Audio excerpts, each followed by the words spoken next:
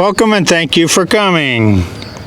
This day is sacred. We honor the memory of those who gave their lives in the service of our country, and for those others who have dropped their burdens by the wayside for life to serve our country.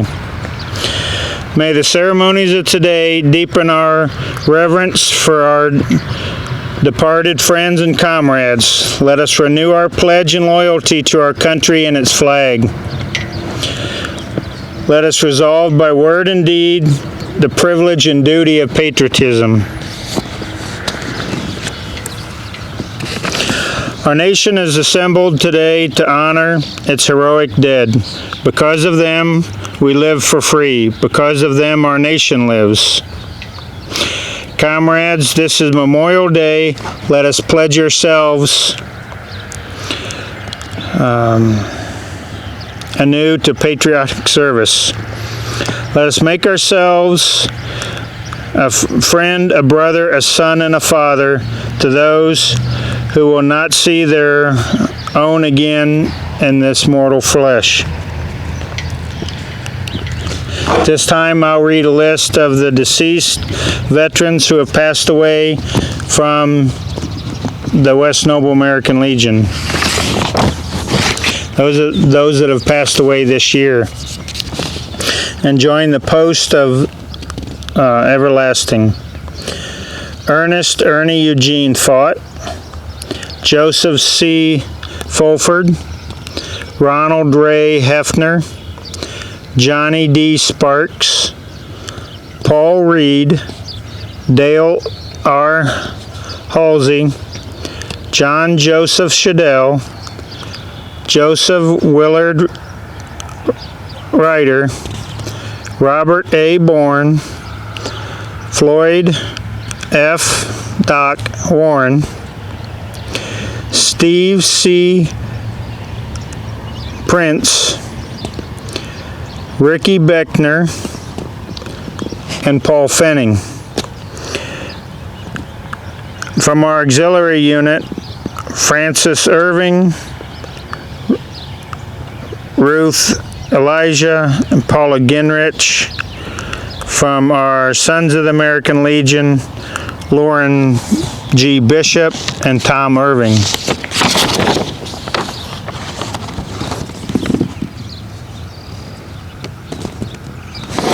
As a token of our enduring memory, we'd like youth to place the flowers at the flagpole.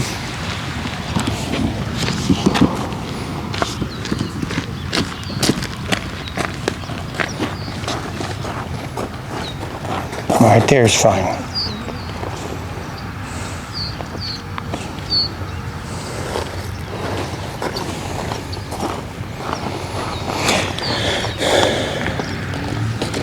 The flowers may wither, but the spirit for which they are a symbol of will endure until the end of time.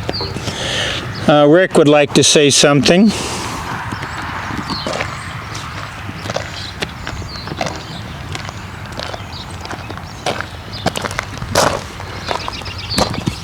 Good morning. Thank you for being here.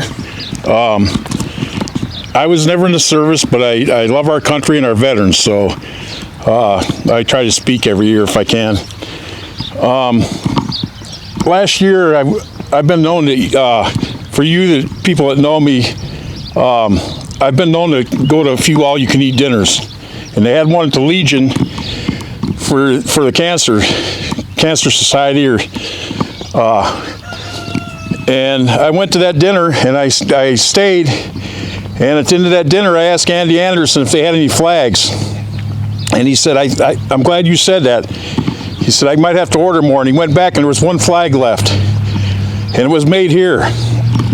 And that was great because all our people that died were from here, that died for our country and the sacrifice for our country. So I figured I got to find a pole that's made here and I got to find a rope that's made here. And my flag sat in my room. My wife calls it, I don't know, I can't tell you what she calls it. It's my man cave. So it sat in a pile on the top. I knew exactly where it was at. She said, what are you going to do with that flag? And for some reason, something in the back of my head told me, don't put that flag up. I didn't know why, it just, something told me that. So I belonged to the Knights in Syracuse, and I was at a meeting right before Christmas, and one of our members said that he had visited the nursing home, and there was veterans there that didn't have any company. And a couple of them were World War II veterans. And I thought, you know, as much as I love my country, they love it more. A lot of them died for it, and they fought for it. And I told it was sacrificed, and I told my wife, I'm not good at wrapping stuff. I said, you wrap that real nice and put a little card in there, and I put, thank you for your service. And I went in the nursing home, and I asked them if they could find who those veterans were that weren't being visited. And she got on the computer, and she found 2 guys from World War II, and she said, I don't remember seeing anybody by them forever, coming to visit them or anything. So I went up, I told him at the Knights, I interrupted him during the meeting, and he said, wait a minute. And I said, no, we can't wait a minute. You can't forget our veterans for 1 minute. I said, this whole room is full of veterans. I said, I got to say this now. I said, I know we take care of veterans, but are we remembering our veterans in the nursing home? I said, they never forgot us. He said, okay, we're going to make you the head of a committee. You do what you want with this. So what I did is I got a couple guys together to go up there with me. I asked them if we could go up there and visit them and visit all the people there and visit our veterans, make sure this never happened around here again. So I took that flag, and she said, I can introduce you to the guy. The one guy, she said, he's right over here eating dinner right now. And I went up to him and I said, sir, I know you don't know who I am, but I know who you are. I said, you're a hero, and your buddies are heroes. And I said, I got a little something for you. It's not much compared to what you've done. And I handed him the flag. And I said, well, if you'd like visitors, I'll be back to see you, and I'm going to bring other people too. And so we started going back, and then this COVID thing hit. I said, I still got to do something. So I had all the grandkids draw pictures for them. And then I wrote a flag. I drew a flag as even the 2-year-old grandson probably drew better. It was the ugliest flag you ever saw. I'm not a good artist, but I wrote on the back of that, you didn't forget us, and we haven't forgotten you. And they asked, do you want that in their rooms, or do you want it in the hall? I said, you take it to them, and you tell them wherever they want it at, they can have that. The grandkids drew them, great grandkids drew them big hearts and all kinds of things. Then I went up a few days ago to the Legion, and I said, do you have any flags? There's a cemetery out in the middle of the field by our house, and I know there's a few veterans in there. One's a Civil War veteran. I don't know if, I said, my buddy used to take care of it. I don't know who's taking care of it now. His dad was a World War II veteran, and his wife's dad was her dad was in the Navy. So he went on his birthday the next day, back there on their 4-wheelers, and he said somebody had taken care of it, and they already had flags there. So he said there was an older gentleman that owned a farm outside Ligonier. He said he had to be 85 years old now or so, and he said maybe he took care of it. He said he used to mow it every once in a while too. So then I went to the nursing home, and I put on my mask, and I hit the buzzer at the door, and they came up to the door, and I said, I don't know how many veterans you have in here, and I don't know how many first responders you have in here that are older that think they're forgotten. But I said, if you don't have enough flags for everybody there, you put flag in each hallway and you tell them we haven't forgotten them. So even that I thought I loved this country more than anybody else, I knew there was a reason I wasn't putting that flag up, because our veterans loved it even more than me. They're willing to die for it, and part of them did. And they sacrificed all kinds of things. So, and the Knights that I'm in, there's a lot of great organizations now. They're doing a lot of things. We gave $181 million worldwide for food last year. West Noble, every week they're giving out food. I'm taking part in the food banks there and the people. Any disaster, we're right there with Red Cross and everybody now. So if anybody's Catholic and they're over 18 and they'd like to join that, come see me. But there's a lot of great organizations out there, and you don't have to use a pandemic to help. You can help anyway. It doesn't have to be You know, there's a lot of things people can do that it just costs them a little time, nothing else. And but we can never forget our veterans. I don't care if you got one veteran out in the field somewhere. They didn't forget us. You got to remember them. Thank you.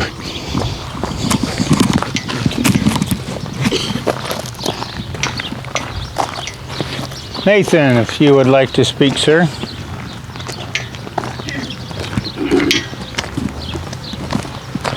Thank you. So,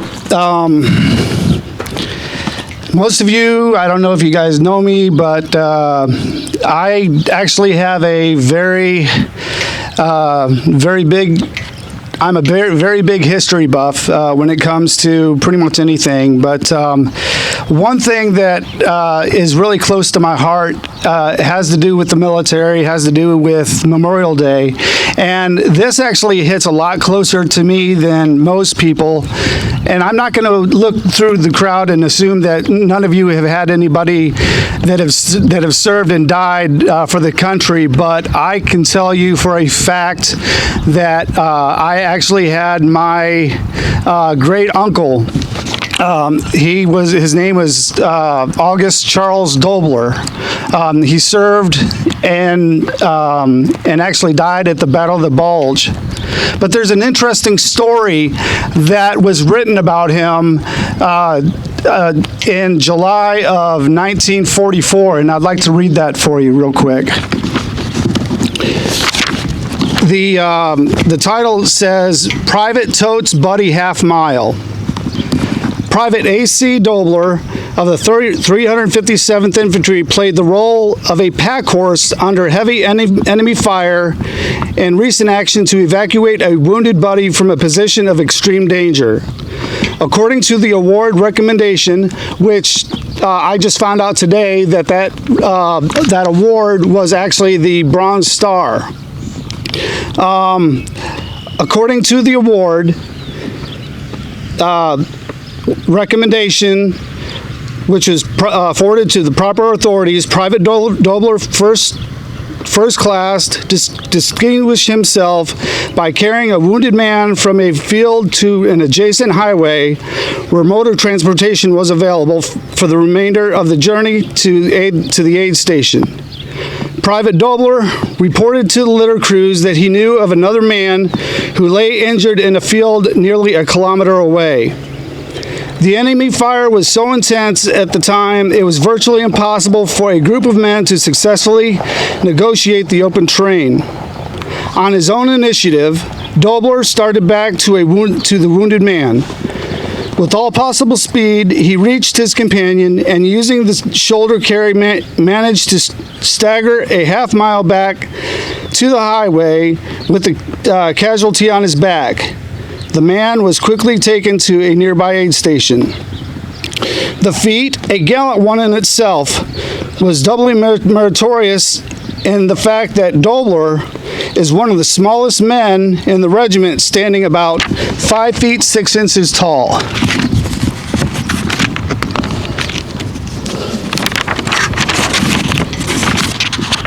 As I said,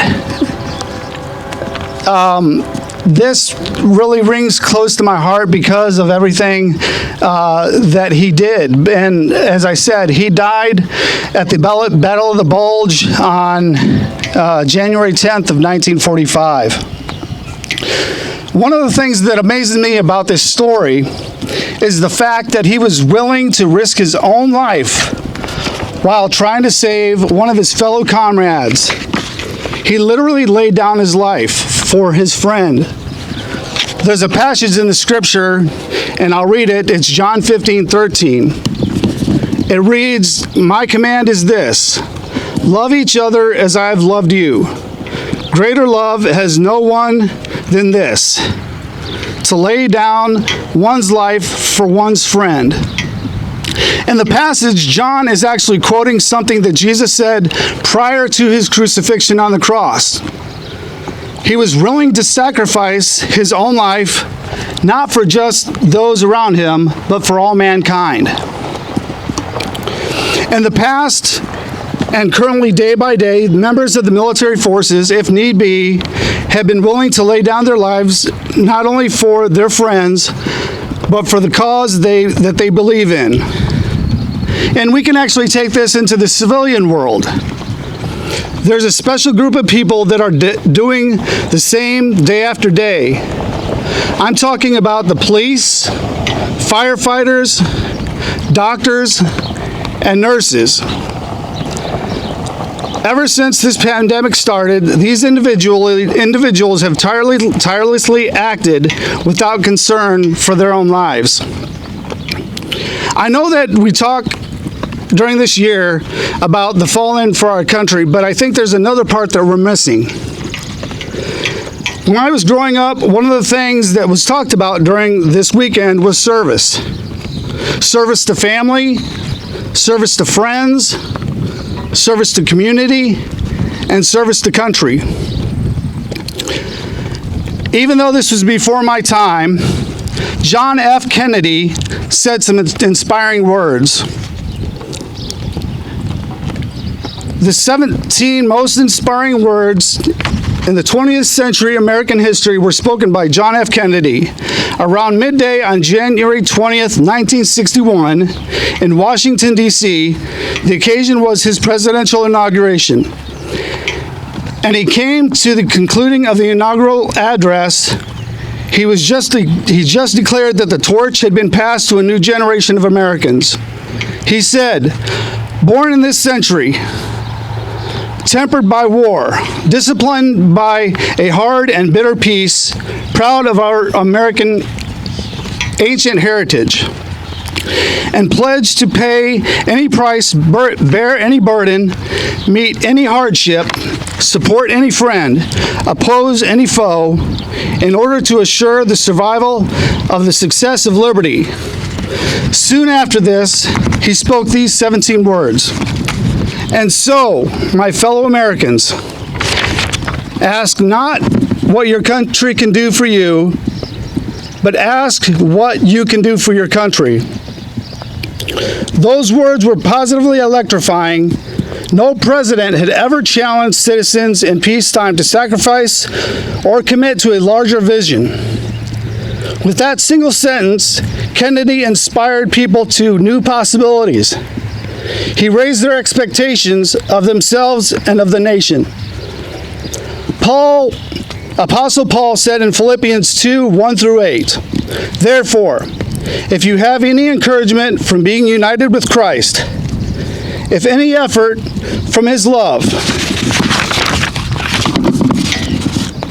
if any common sharing in the Spirit, if any tenderness and compassion, then make my joy complete by being like-minded, having the same love, being one in spirit and one of mind.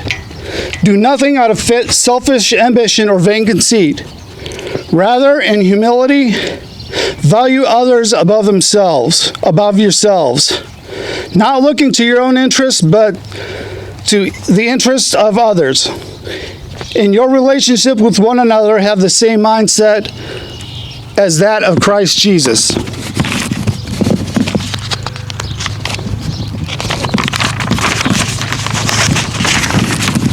"Who being in the very nature God, did not consider equality with God something to be used to his own advantage. Rather, he made himself nothing by taking the very nature of a servant, being made in human likeness and being found in appearance as a man. He humbled himself by becoming obedient to death, even death on the cross." This part's kind of tough, but over the years, I've watched how things have progressed with America, and I believe, in my mind, that some Americans have lost their drive for service. It shows with a lot of service organizations closing the doors because of membership has died off. Some local, like the Elk Lodge in Ligonier, Eagles Lodge in Ligonier, the local Scouts. Even our beloved Marshmallow Festival is seeing a lack of people stepping up to volunteer. Another that I know is Woodburn, Indiana's American Legion. And the list goes on. Why I say that is because I challenge each and every one of you to look at yourselves, to look into yourselves and see if there's anything that you can do to support your family, your friends, your local community, even the nation. I'm not saying you have to join an organization. I'm just saying that it's something that we as Americans need to step up and start serving. Thank you.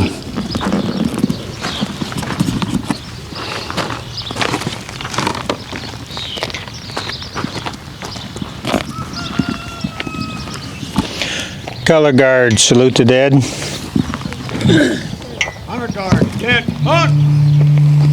Port, arm! Ready! Aim! Fire! Aim! Fire! Aim! Fire! Present, arm!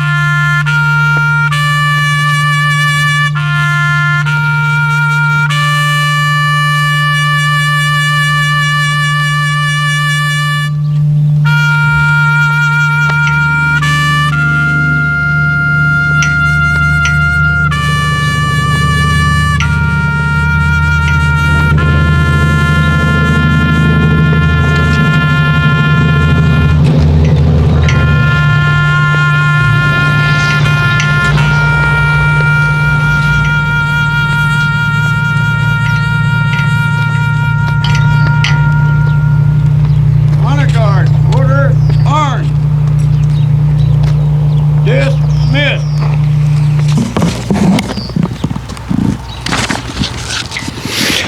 That concludes our Memorial Day remembrance.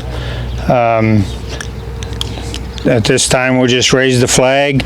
We will be having a ceremony in Ligonier following this at 11, and then at the bridge on Martin Street. That is in remembrance of all of those who have died at sea that don't have a headstone for anybody to come visit. So again, thank you for coming.